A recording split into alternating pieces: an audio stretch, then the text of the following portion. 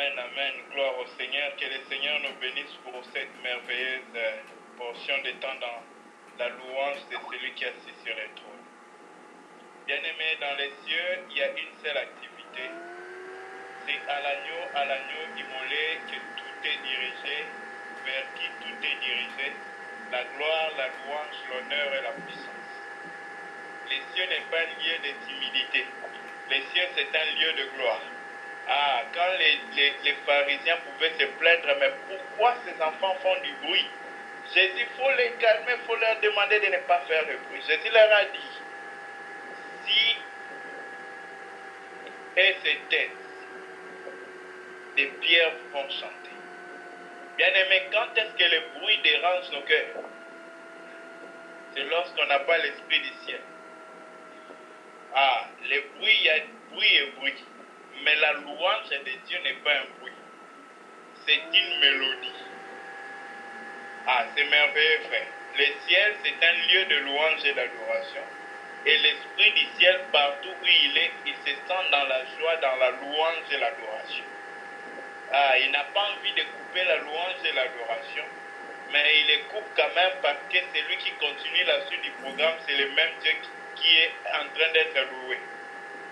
Ah, mais sinon, si ce n'était pas lui, frère, on pouvait attendre éternellement la louange, car sa louange ne peut pas finir. Si même nous mettons un point virgule pour écouter la parole, dans les cieux, il est toujours loué. Bien aimé, sa louange ne dépend pas de la terre. Sa louange ne dépend pas des humains. Sa louange est d'abord éternellement céleste, et puis la terre en prend partie. C'est-à-dire, nous nous joignons aux anges pour aller avec eux dans la louange de celui qui est assis sur les trônes. J'ai été très béni par cette louange. Mon âme revit et se sent renouvelée. Nous bénissons le Seigneur pour le merveilleux thème sur lequel notre frère Théo a commencé de partager ici sur le groupe. Bien aimé, ces thèmes et ces messages que nous avons écoutés du frère Théo, du frère Félin, sont des messages que nous devons faire les débuts de nos jours. C'est-à-dire, quand on doit commencer une journée, on doit se priver de quelques minutes pour donner place à l'écoute de ces messages, afin que nous puissions, bien aimés, prendre la peine de saisir ce que l'Esprit dit à l'Église dans ces temps de la fin. Je pense que le message sur être rassasié de Dieu, bien aimé, c'est ce qui est nécessaire pour l'Église dans ces temps de la fin. Alors, toujours dans ces mêmes thèmes, nous allons continuer sur le sous-thème « Voir Jésus ».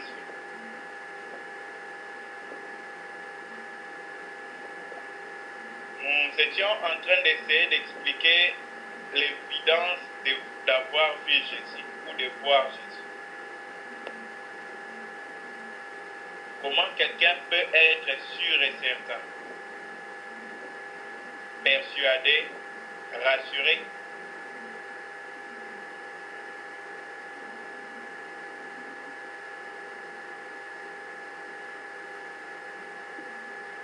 Pourquoi bien aimé dans le Seigneur? Le Christ dont nous parlons de voir ici, ce n'est pas l'italien du film, ce n'est pas celui qu'on peut penser. Bien aimé, c'est le Jésus-Christ glorifié. C'est lui que Paul a rencontré sur la route de Damas. C'est lui bien aimé qui est glorifié, que Étienne a vu debout à la droite de la puissance divine. C'est de celui-là que nous parlons. Quand tu le vois, bien aimé, tout change. Vu que c'est le point de la transformation, le point de la redirection, le point du début, le point de la direction, le point du pivot. C'est là où tout change dans la vie d'un homme. Quelqu'un peut être prophète pendant 1000 ans de ses jours, 1000 jours de ses années, mais le jour où il voit Jésus, il découvre qui il est et il est transformé en la même image. Ah, pour être transformé en la même image, il faut voir Jésus-Christ. Le Jésus-Christ est glorifié. Alors aujourd'hui, on va avancer un peu pour voir quelques quelques points. On va prendre l'écriture dans... Prenons Genèse 32, verset 30.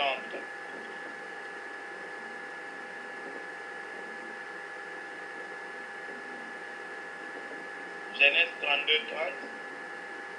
On va reculer un peu, on a commencé avec Exode. Rentrons un peu dans Genèse. Voyons ce qui s'est passé avec notre bien-aimé Jacob.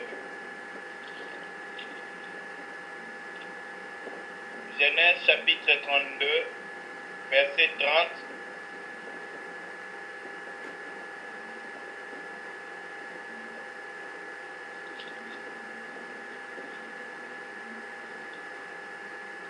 Je vais lire. Voici ce que nous dit la parole écrite. Commençons à partir du verset.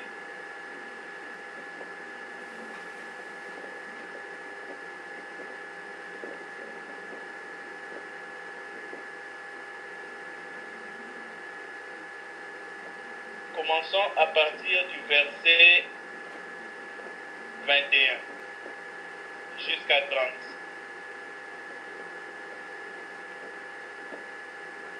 Le présent passa devant lui et cette nuit dans les champs. Il se leva la même nuit, prit ses deux femmes, ses deux servantes et ses enfants, et passa les gués de Jabbok. Il les prit, leur fit passer les torrents et le fit passer à tout ce qui lui appartenait. Jacob demeura seul. C'est la première des choses qu'il faut qu'on souligne. Jacob demeura seul. Alors un homme lutta avec lui jusqu'au lever de l'aurore. Il faut aussi qu'on souligne qu'un homme lutta avec. Parce que bien, il faut faire attention. Cet homme-là était un merveilleux homme qui a lutté avec Jacob.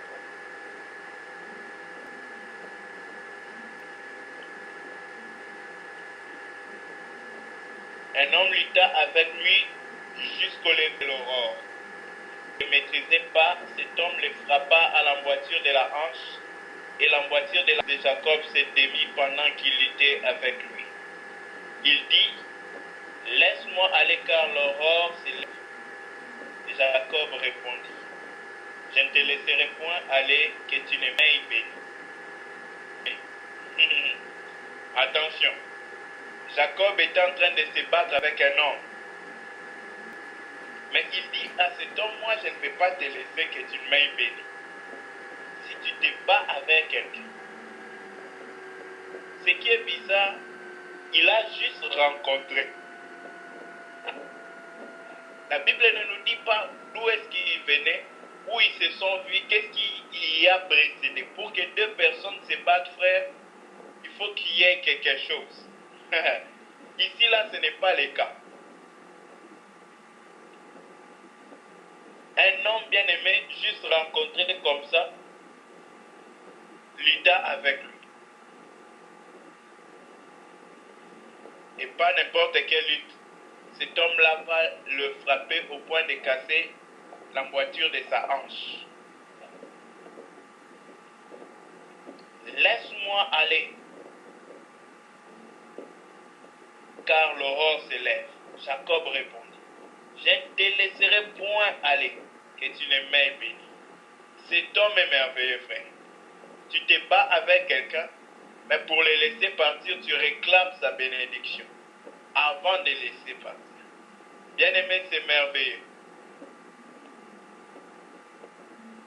Parce que l'homme, en effet, que Jacob avait rencontré, c'était celui qui bénit.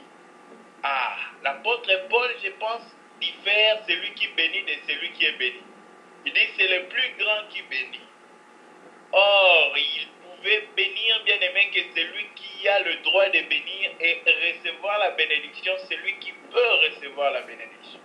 Mais ici, frère, Jacob combattant contre un homme, virgule, insemblable à Jacob. Voilà pourquoi j'ai dit de souligner que c'était un homme. Parce que, bien aimé, quand le divin devient un homme, cet homme-là s'appelle Jésus. Vous allez comprendre pourquoi est-ce que quand Jésus a rencontré les petits fils d'Abraham, il leur a dit que leur grand-père Abraham a rencontré Jésus. Et quand Abraham a vu Jésus, il a tressailli de joie. Pourquoi, frère? La raison est ici. L'homme qu'Abraham avait rencontré, cet homme de Nazareth est merveilleux. Voilà pourquoi Jacob ayant rencontré un homme, la Bible ne précise pas que cet homme était un sacrificateur. La Bible ne précise pas que cet homme était un prophète, mais la Bible nous précise que Jacob va lui demander la bénédiction. Jacob va aller jusqu'au point de lui imposer la bénédiction comme condition pour le laisser.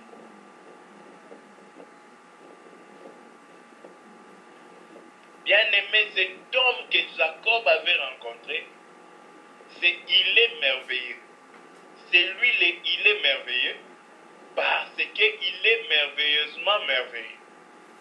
C'est le Dieu Tout-Puissant qui a pris la forme humaine. Bien-aimé, c'est pour nous dire que déjà depuis le temps de Jacob, il y a des gens qui ont vécu sous la grâce. Il y a des gens qui vivaient la grâce, bien-aimé, en portion. Voilà pourquoi vous allez voir que la grâce, bien-aimé, consistait en une chose. La loi est venue avec Moïse, mais la grâce est venue, bien-aimé, avec Jésus-Christ. Et quand cette grâce était venue, Siméon nous dira demain, frère, que la grâce, quand elle est venue, elle était venue pour ouvrir les yeux de Siméon. Quand Siméon a vu les jours, il a dit, maintenant mes yeux peuvent se fermer.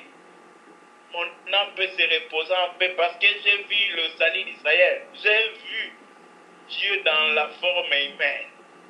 Bien-aimé dans le Seigneur, c'est lui qui nous convient de voir. Ce n'est pas le Dieu invisible, mais c'est le Dieu qui a saigné, qui a laissé couler du sang. Or, Dieu n'a pas de sang, mais le sang de Dieu a coulé. C'était au travers de ces merveilleux hommes, frères bien-aimés dans le Seigneur. Voilà pourquoi, frères et sœurs dans le Seigneur, la vision de Jacob nous interpelle quelque chose de très profond par rapport à nos vies. C'est que nous remarquons, les yeux de Jacob ne s'étaient pas ouverts avant que Jacob soit brisé de son envoûture. Parce qu'au début, on parle d'un homme, mais après, Jacob va préciser de qui il s'agit. Jacob va expliquer que cet homme dont il s'agissait là, parce que quand Jacob combattait l'homme, il ne combattait pas un esprit. Mais attention, c'était un homme-esprit. Il était homme, mais il était esprit. Il est merveilleux cet homme. Bien-aimé dans le Seigneur, il ne peut pas découvrir que cet homme-là était Dieu s'il ne passe pas par le canal. Il y a un seul endroit où on voit l'homme Dieu. Je me souviens ce jour-là quand le soldat romain a vu que cet homme était juste. Or, la Bible nous dit qu'il n'y a pas un seul juste. L'homme ne peut pas être juste parce qu'il n'y a même pas un seul homme qui soit juste. Mais le juste homme, c'était Dieu lui-même. Mais le centenier a dit, cet homme-là, c'est un juste. C'est lui donc le seul juste. C'est-à-dire, c'est lui Dieu. Qu'est-ce que nous réalisons là, frère bien-aimé dans le Seigneur? Nous comprenons que Jacob ne pouvait pas voir Jésus si sa hanche n'était pas encore cassée. Parce que ce qui lui empêchait de voir Jésus, c'était l'entièreté de ses hanches. Mais lorsque ses hanches se sont coupées, se sont brisées, là Jacob a commencé à voir qui il s'agissait. C'est là maintenant qu'il a réclamé la bénédiction. Pourquoi ne pas dire dès le début, bénis-moi, bénis-moi, bénis-moi? Pourquoi on se bat? On ne va pas se battre. Pourquoi? Qu'est-ce qu'il y a? On se bat seulement comme ça. Non, on ne se bat plus. Bénis-moi seulement. Ah, c'est qu'avant, Jacob n'avait pas vu. Jacob se battait, mais il n'avait pas vu. Or, bien aimé, aujourd'hui nous allons voir de quel Jacob il s'agit. Parce que Jacob est encore vivant et il est ici avec nous. C'est tout un chacun de nous. Mais bien aimé, Jacob ne cesse de combattre avec Dieu tant qu'il n'a pas encore vu. Si un bien-aimé peut nous lire 2 Corinthiens chapitre 3,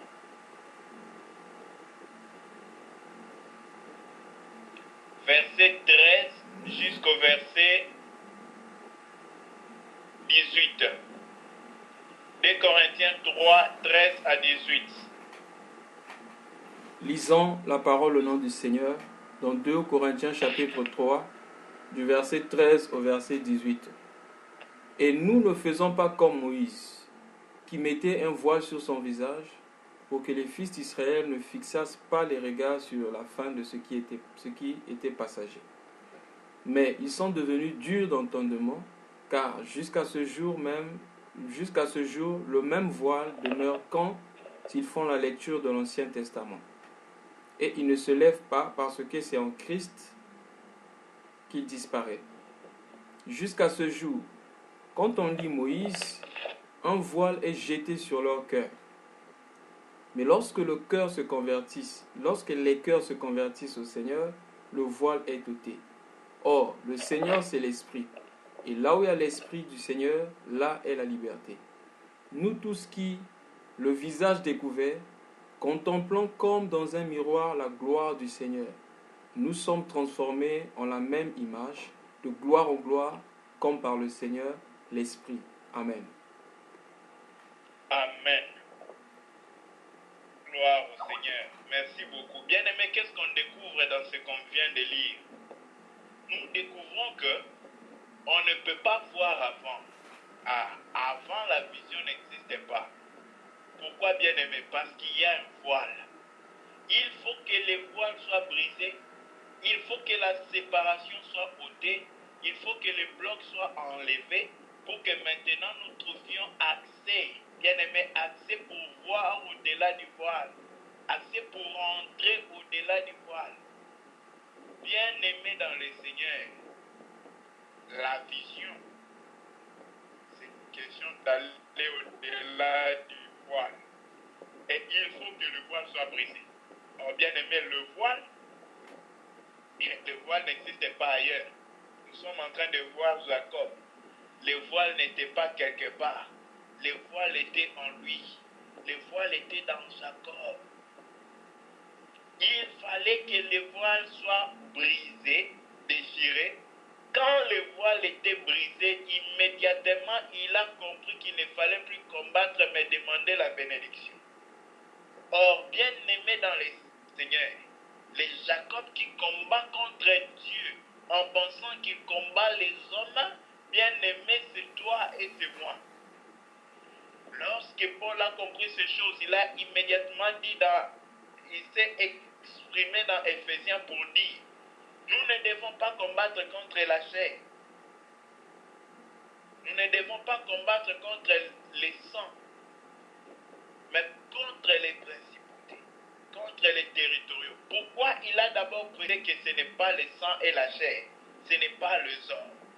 Parce que, bien aimé, la tendance de l'homme, c'est de combattre contre les humains. C'est de se justifier, d'argumenter contre les humains. Mais c'est lui que nous devons poursuivre les combats. Ce n'est pas un humain, ce n'est pas un homme. Or, bien aimé, qu'est-ce que nous faisons quand nous combattons? Nous donnons des efforts charnels, physiques, humains. Mais l'effort qui nous ouvre les yeux, bien aimé, ne peut pas se manifester tant que l'effort humain existe. Il fallait que cette force humaine-là soit brisée. Quand la force physique est anéantie, bien aimé, c'est là maintenant nous n'avons plus de force. Celui qui n'a pas la force, on le reconnaît en une seule chose. Il demande. Bien-aimé, tant que tu es sûr de toi, tant que tu sais comment t'en sortir, tant que tu sais comment faire, tu ne vas jamais demander. Mais les jours où tu ne sais plus que faire, les jours où tu n'as pas force, les jours où tu ne sais pas marcher, voilà pourquoi je dis à Pierre, pendant que tu vas où tu veux, tu n'as pas besoin de l'aide, tu n'as pas besoin de quelqu'un te conduire. Mais le jour où tu deviendras vieux, ce jour-là, un autre descendra, il te conduira là où tu ne veux pas. Et non que c'est l'autre qui te conduira. Oh bien-aimé dans le Seigneur, les voiles qui restent sur, c'est celui qu'on doit d'abord chercher à enlever. Ça s'appelle le moi.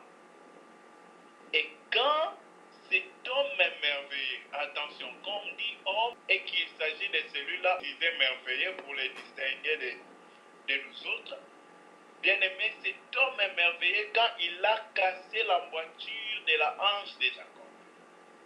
C'est maintenant que l'œil de Jacob est vert. Pourquoi bien aimé? Parce que l'apôtre Paul nous explique ici que c'est lorsque le rideau est ôté que maintenant le cœur se convertit en Christ. Bien aimé, c'est là que le cœur est converti en Christ, aussi est ôté. Maintenant, ce cœur-là commence à voir Jésus-Christ. Ce cœur-là commence à comprendre Christ. Ce cœur-là entre dans la communion avec Jésus-Christ. Bien aimé, ce n'est pas une affaire d'aller à l'église. Ce n'est pas une affaire de partager la parole comme je l'ai fait maintenant. Une affaire de toute autre chose, même pas d'être en prière. Mais c'est l'affaire d'entrer dans l'intimité de Christ. Et c'est ça l'adoration.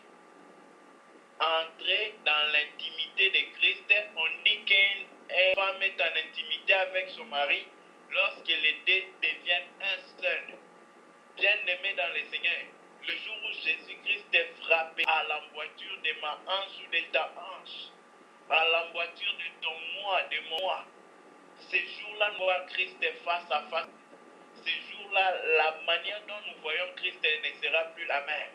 Nous pourrons alors dire comme Paul, si vous l'aviez connu à Nazareth, à Jérusalem, nous ne le connaissons plus de la sorte. Nous avons vu le Christ glorifié, nous avons goûté Christ. Celui qu'on avait entendu parler, maintenant nous l'avons touché.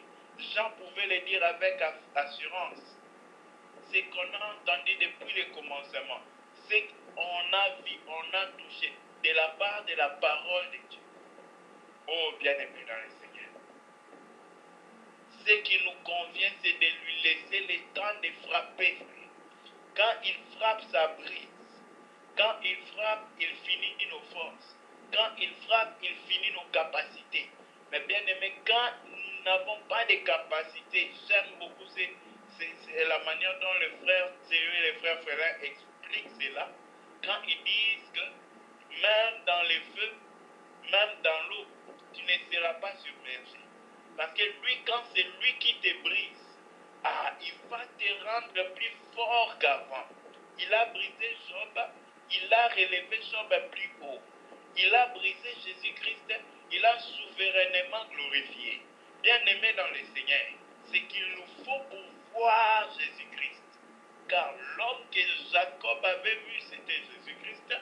Bien-aimé dans le Seigneur, il nous faut réellement laisser le Seigneur nous briser.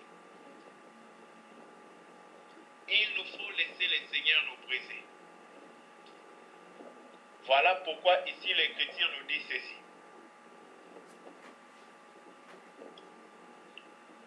Nous tous qui avons le visage découvert, qui sont ceux qui peuvent dire librement qu'ils ont les visages découverts?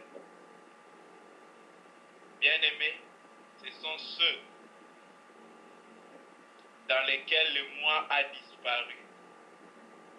Parce que ceux qui peuvent voir le Seigneur, ce sont ceux qui sont brisés. Le moi est brisé. Jésus n'avait pas cassé la hanche de Jacob, parce qu'il n'a aucun plaisir à détruire sa créature, mais il venait casser le moi de Jacob. Quand le moi de Jacob a fini, Jacob a compris qu'il était limité. Jacob a qu'il avait besoin de la bénédiction, Jacob a commencé à mendier, à supplier, à demander la bénédiction. Mais avant, Jacob n'avait pas demandé parce qu'il était orgueilleux, parce qu'il pensait qu'il n'avait pas besoin, parce qu'il pensait qu'il se suffisait, parce qu'il mettait sa confiance en lui-même. Mais quand ce qui tenait sa confiance a disparu, Jacob a compris qu'il avait besoin de quelqu'un qui puisse le soutenir.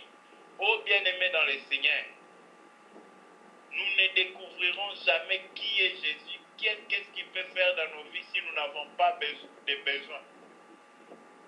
Voilà pourquoi si tu es présent en train de nous écouter maintenant et que tu as un problème, ne pense pas que ton problème c'est un problème pour Dieu.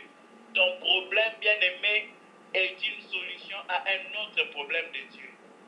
Le problème de Dieu, c'est qu'il veut que toi tu tournes tes regards vers Christ, que tu appelles à celui qui peut venir à ton secours.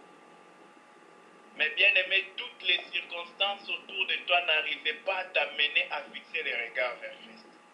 Tu étais absorbé, occupé avec beaucoup de choses. Voilà pourquoi l'Éternel est Dieu d'Abraham, d'Isaac et de Jacob. Il a trouvé sa solution à lui que moi, des fois, nous appelons problème. Ton problème, c'est la solution de Dieu. C'est la raccourci de Dieu pour ramener ton regard que le monde avait pris, que les préoccupations du siècle présent avaient pris. Bien-aimé, afin que tu fixes et que je fixe et que nous fixions nos regards sur Christ. Oh bien-aimé dans le Seigneur, ce qu'il faut pour nous, c'est que nous laissions le Seigneur briser le moi.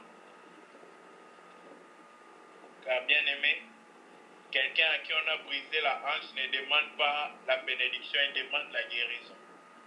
Et si tu vois Jacob demander la bénédiction, c'est parce qu'on ne lui avait pas brisé les hanches, mais c'est qu'on lui avait brisé fin.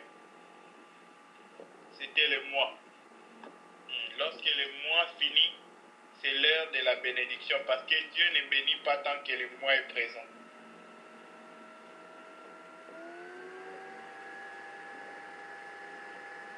Continuons notre lecture dans Genèse. Pour finir, l'homme lui dit, laisse-moi aller. Pardon, l'homme merveilleux lui dit, laisse-moi aller car l'aurore s'élève. Et Jacob répondit, je ne te laisserai point aller, que tu ne m'aies béni. Ah, ici j'aimerais poser la question. Était-ce une imposition de Jacob ou une supplication de Jacob? Parce qu'aujourd'hui, il y a l'attitude, l'intuition que nous pouvons forcer Dieu. Dieu, je ne te laisserai pas si tu ne me bénis. Ce n'est pas si tu ne me bénis, c'est que tu ne m'aies béni. Là, c'est la supplication, c'est l'imploration, c'est le désespoir de celui qui crie. Dès que je suis là, si tu me laisses comme ça, je suis foutu. Moi, je ne peux pas te laisser, sinon je suis foutu. C'est ça. C'est le cas de celui qui sait que, si ce salut-là est passé, il n'y a plus d'autre chance pour moi. Donc je ne peux pas laisser ça, je dois saisir cela. C'est la persévérance d'un cœur en besoin. Bien-aimé, lors de la parabole du juge inique, le méchant juge, quand le Seigneur dit, quiconque demande comme cette femme, il ne voulait pas parler de celui qui demande, bien-aimé, en dérangeant Dieu, mais en disant à Dieu, je ne peux pas partir, parce que si tu ne viens pas à mon secours, qu'est-ce que je vais devenir avec mes enfants? Je ne sais pas comment faire. Si tu me laisses comme ça, je suis foutu. Père, je ne peux pas te laisser parce que si toi tu m'abandonnes, je suis KO. Donc si tu ne fais rien, Père, moi je ne sais pas où partir. Je ne sais pas quoi faire. Or, bien aimé dans le Seigneur, celui qui avait compris les secrets de cet état-là de l'homme brisé. Alléluia. C'était d'abord Josaphat. Josaphat dans 1 Chronique 20, le verset 12, il va dire une chose. Seigneur, nous sommes sans force. Nous ne savons pas quoi faire. Mais Seigneur, nos yeux sont fixés sur toi. Oh bien-aimé, voici le langage de Jacob que Josaphat était en train d'expliquer ici. Il dit, Seigneur, je ne sais pas comment faire. Nous sommes sans force. Mais Seigneur,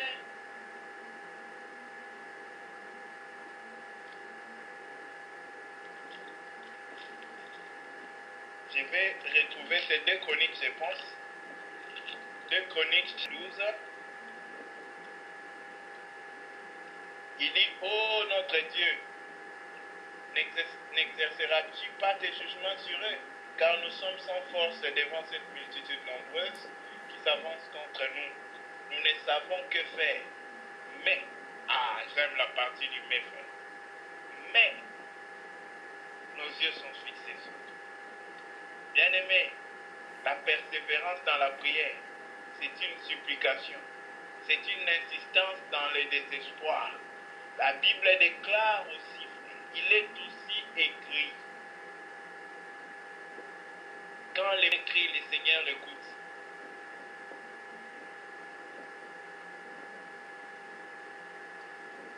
Un cœur contrit et brisé, le Seigneur ne le dédaigne pas. Lorsque ton cœur est vraiment contrit, brisé, bien-aimé, le moi n'est plus.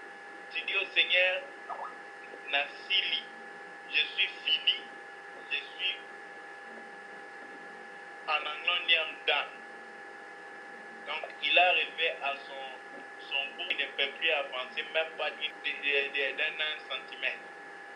C'est là-bas maintenant, frère. C'est là-bas maintenant que Jacob, ses yeux vont s'ouvrir. C'est là-bas, frère, que Jacob va voir. Écoutons ce qu'il va dire dans la suite. Désolé pour les quelques minutes qu'on va encore. Il dit,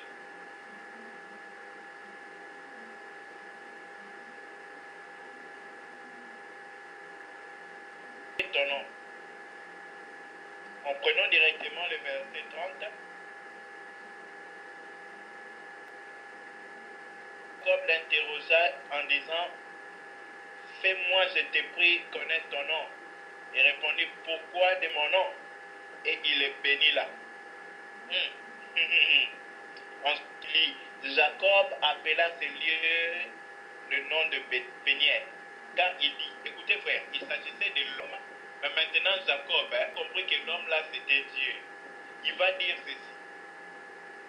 Jacob appela ce lieu du nom de Péniel, car dit-il, j'ai vu Dieu face à face.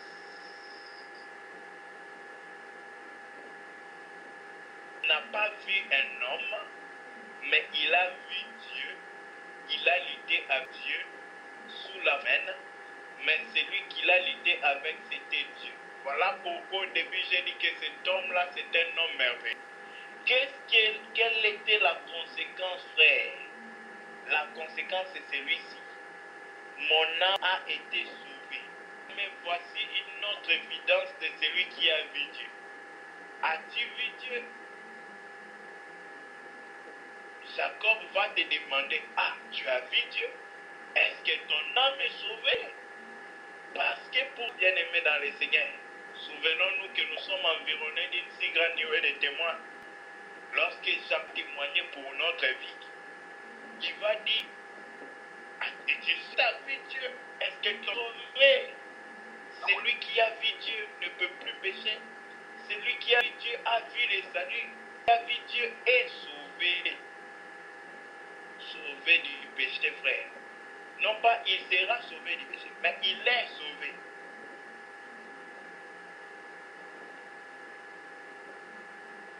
Que le Seigneur nous bénisse. Au jour du Seigneur, nous allons continuer. Gloire au Seigneur. C'est la différence entre la supplication et une imposition. Jacob a supplié Dieu. Supplié pourquoi? Parce qu'il savait qu'il ne pouvait rien faire. Il a abandonné tout. Il ne faisait attention à sa vie. Il ne voyait plus qu'il était capable de faire ce qu'il il a oublié. Mais lorsque le Seigneur brise cette hanche, bien aimé, nous n'avions plus de force. Lorsque le Seigneur brise cette hanche, nous savons que nous sommes arrivés à bout. Lorsque le Seigneur brise cette hanche, nous savons que nous n'avons plus d'autre alternative, ce n'est que de tourner nos regards vers Christ. Bien-aimés, reconnaissons notre faiblesse, supplions à Dieu de nous aider, d'apprendre auprès de nous, de nous enseigner. Seigneur, enseigne-nous. S'il y a un bien-aimé qui a un sujet de prière, pour à ce que notre bien-aimé nous a partagé ce soir. Oui, shalom, shalom. En tout cas, mon âme est richement bénie ce soir. En tout cas, le Père nous a richement bénis et mon cœur est comblé de joie de ce que nous avons reçu, bien-aimé, ce soir. En tout cas, que le Seigneur bénisse encore notre bien-aimé Paul, qui le protège, qui le garde, qui le garde encore sur ce chemin. Vous savez, bien-aimé, un jour, pendant que Samson était sur les cuisses de Delilah avait dit quelque chose bien-aimé à Samson. Il dit, comment peux-tu me montrer ton amour si toi tu ne me montres pas ton secret? Bien-aimé dans le Seigneur. Amen. Le plus grand amour que Dieu peut montrer, bien-aimé, à notre égard, c'est pas lorsque nous avons reçu, bien-aimé, un poste, lorsque nous avons reçu à manger, à boire, etc. Mais c'est lorsque bien-aimé montre son secret concernant les choses du dedans, c'est-à-dire les choses qui concernent la nature divine. Et bien-aimé, ça c'est la plus grande manifestation de l'amour de Dieu à notre égard. Lorsque Dieu nous montre, bien-aimé, le secret pour devenir comme lui. C'est-à-dire quand Dieu nous révèle nos péchés et Dieu nous révèle le moyen pour arriver à être comme lui. Et bien-aimé, c'est ça la plus grande bénédiction. Pendant que le bien-aimé Paul était en train de nous exhorter par ce thème, bien-aimé, il y a un passage qui m'a monté, que je voulais partager. C'est dans Hébreux chapitre 11. Hébreux chapitre 11, nous lisons le verset 21. Il dit, c'est par la foi que Jacob mourant bénit chacun des fils de Joseph. Regardez bien la fin.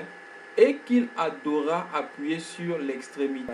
Ah, bien-aimé, si nous regardons avec les yeux bien-aimés de la chair ici, on peut se demander, mais où est la foi ici? Est-ce qu'on a besoin de bénir chacun des fils de Joseph? Est-ce qu'on a besoin de la foi pour adorer ou pour s'appuyer sur l'extrémité du bâton? Mais bien-aimé dans le Seigneur, la Bible dit que c'est par la foi que Jacob, en mourant, il bénit les fils de Joseph. Ensuite, et qu'il adora appuyer sur l'extrémité de son bâton. Donc, bien-aimé, Jacob, en mourant, avait exercé deux choses. Il avait béni. Pourquoi? Parce qu'il s'était appuyé, bien-aimé, sur l'extrémité de son bâton. Comment? Il adora. Donc, bien-aimé, l'adoration de Jacob avait commencé lorsque Jacob avait eu un bâton. Aussi longtemps que Jacob marchait par lui-même, Jacob ne pouvait pas adorer. Or, l'adoration commence à quel moment? L'adoration, bien-aimé, c'est là-bas dans le lieu très saint. Abraham a dit aux serviteurs, restez ici. Parce que dans le lieu saint, on ne rentre pas avec les gens. Je bénis le Seigneur pour le tabernacle de Moïse. Le tabernacle de Moïse avait trois parties. Il y avait le parvis, il y avait le lieu saint et il y avait aussi le lieu très saint. Dans le parvis, il y avait du monde. Dans le lieu saint, il y avait quelques personnes. Mais dans le lieu très saint, bien-aimé, là-bas, il n'y avait qu'une seule personne qui rentrait pour être en contact avec Dieu. Pour montrer que l'adoration, bien-aimé, c'est lorsque nous sommes seul à seul avec Dieu. Et Jacob, pour expérimenter l'adoration, il devait voir Dieu. Voilà pourquoi la Bible dit Jacob resta seul. Ah, oui, c'est lorsqu'on est seul qu'on peut adorer. C'est lorsqu'on est seul, bien-aimé, qu'on peut voir Dieu. Et avant de voir Dieu, Jacob devait être brisé. Jacob, comme le bien nous a expliqué ici, que la hanche de Jacob représentait, bien aimé, sa force. Représentait, bien aimé, c'est-à-dire la chair, tout ce qu'un homme peut faire pour glorifier l'homme. Bien aimé, notre hanche peut représenter même notre capacité de prier, notre capacité de jeûner, notre capacité de vouloir être saint. Nous allons connaître la véritable sanctification lorsque, bien aimé, nous allons laisser, bien aimé, nous allons laisser prise, nous allons laisser, bien aimé, à celui qui est capable de nous rendre saints. Bien aimé, Jacob, ici, la Bible dit, il adora appuyé sur un bâton. La véritable adoration, c'est lorsque nous appuyons sur ce bâton qui est Christ. Voilà pourquoi, lorsque Moïse cria, fais-moi voir ta gloire, Dieu dit, tu ne pourras me voir et vivre. Mais il y a une pierre qui est à côté de moi ici. Je te placerai sur le creux du rocher. Lorsque tu seras sur ce rocher-là, ah oui, si tu t'appuies sur ce rocher-là, alors tu me verras. Et Jacob de même, depuis qu'il avait été cassé, c'est sûr qu'il avait, ce jour-là, lorsqu'il était cassé, c'est là qu'il a pu bien aimer avoir bien aimé ce bâton. Et depuis ce jour, Jacob bien aimé pouvait voir Dieu. Bien aimé, que le Seigneur nous aide. Que tout ce qui faisait notre force, c'est-à-dire tout ce qui faisait notre force, tout ce qui empêchait à ce que nous puissions voir Dieu, bien aimé, que ces choses-là tombent. C'est pourquoi l'apôtre Paul pouvait dire que les vrais circoncis, c'est nous. Nous qui ne mettons pas notre confiance dans la chair, mais nous qui regardons totalement à Christ. Et bien aimé, c'est ainsi que nous serons une source de bénédiction. Car Jacob a béni ici. Pourquoi? Parce que Jacob n'avait plus de force. Jacob a béni les enfants de Jacob parce que Jacob s'appuyait sur un bâton. C'est pourquoi le Seigneur a dit, tout ce que vous demanderez en mon nom, je le ferai. La force de Jacob bien-aimé, c'était maintenant bien-aimé ce bâton. L'appui de Jacob, c'était ce bâton. Appuyons-nous bien-aimés sur le Seigneur Jésus-Christ. Nous serons une bénédiction, non seulement pour nous-mêmes, mais nous serons une bénédiction bien-aimée pour toute la terre. Et bien-aimé, la bénédiction d'Abraham va s'accomplir dans notre vie. Car la Bible dit, je ferai de toi une bénédiction et tu seras une source de bénédiction. Il dit à toi et en ta postérité. Et l'apôtre Paul explique que cette postérité-là parlait de Christ. Or, Christ encore, c'est le baptême. Le bâton bien-aimé. Que le Seigneur nous bénisse. Bien-aimé Paul, en tout cas que le Seigneur te comble. Merci pour ce précieux message. Que le Seigneur te garde en lui. Merci. Amen. Amen, amen, amen, amen. Que le Seigneur soit encore glorifié pour la grâce qu'il nous fait en ces lieux. Lui qui ne fait que révéler. Il dit dans la Bible que cette fois-ci, je vous parlerai ouvertement parce qu'il savait. Il savait qu'il devait manifester cet amour, l'amour qu'il est parti. Il voulait leur prouver qu'il les aimait. C'est parce que lorsque les apôtres commençaient à savoir qu'ils devaient quitter, il dit ne soyez pas tristes, car je ne vous abandonnerai pas, je ne vous laisserai pas orphelins. Pourquoi? Parce que les apôtres avaient déjà eu l'habitude d'écouter ouvertement. Lorsque le Seigneur parlait parabole devant la foule, mais auprès d'eux, lorsqu'il s'asseyait avec les apôtres, il parlait ouvertement, il manifestait son amour, il parlait des choses secrètes. Les choses que je vous ai parlé en secret, les choses qu'il nous a déclarées en secret, il dit, allez-y en plein jour, déclarez-les. Donc le Seigneur a manifesté son amour en nous parlant en secret. Et il a dit, ça ne s'arrêtera pas là. Je vous enverrai mon esprit. Et il va prendre tout ce qui est à moi et vous l'enseignera. Voilà ce que le Seigneur est en train de faire dans ces derniers jours, bien-aimés. Attachons-nous à Dieu. C'est ce que nous vivons aujourd'hui, c'est plus que ce que nous pouvons vivre, je ne sais pas où. C'est parce que Dieu nous aime. Merci encore pour la grâce qu'il a fait au milieu de nous. Que son esprit nous ouvre encore les yeux et de comprendre la parole. Mais je suis vraiment content de voir la grâce que le Seigneur a mis au milieu de ce groupe-là. Que le Seigneur soit encore glorifié. Je ne sais pas si encore le bien-aimé Paul a aussi quelque chose peut-être à ajouter par rapport à ce que nous sommes montés d'entendre. Donc, avec Dieu et sérénité. Izokoba sekokoba. Donc, ma bamboule zo kitaka sekokita. Je ne sais pas s'il y a quelqu'un qui a encore quelque chose à dire.